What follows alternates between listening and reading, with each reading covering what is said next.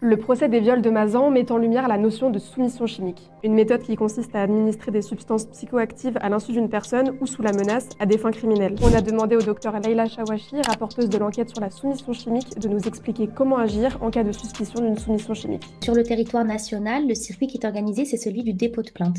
Donc on dépose plainte, on est orienté aux unités médico-judiciaires, puisque c'est la condition pour y accéder, pour permettre de préserver les éléments de preuve.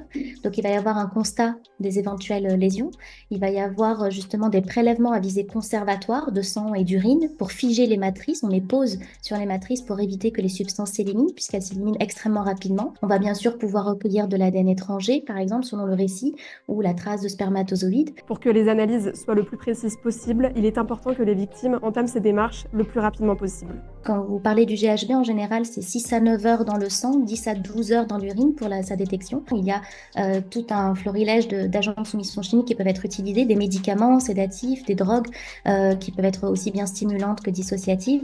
Et celles-ci, elles ont des délais d'élimination plus ou moins rapides, donc c'est quelques heures, quelques jours. En général, dépassé 5 jours, il y a peu de dispositifs qui vont faire le moindre prélèvement parce qu'on considère que beaucoup trop de substances ont été éliminées. Passé ces délais, un dernier recours est possible, préserver ses cheveux, mais ce procédé n'est pas du tout réalisé de façon systématique. Vous avez votre dossier pharmaceutique en réalité sur la tête. On attend au moins un mois la pousse du segment des faits pour réaliser les prélèvements. Et là, il y a bien sûr des précautions à prendre, d'éviter de se teindre les cheveux, de se décolorer les cheveux, d'appliquer des traitements agressifs, par exemple un lissage brésilien, des choses comme ça, de se couper les cheveux. C'est une pièce à conviction que nous avons sur la tête.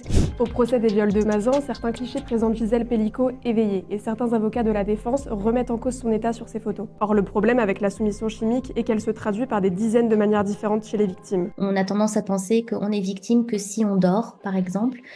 C'est beaucoup plus compliqué que ça. Et parfois, une victime, elle est en train de danser, elle est stimulée, elle est désinhibée, éveillée, réveillée.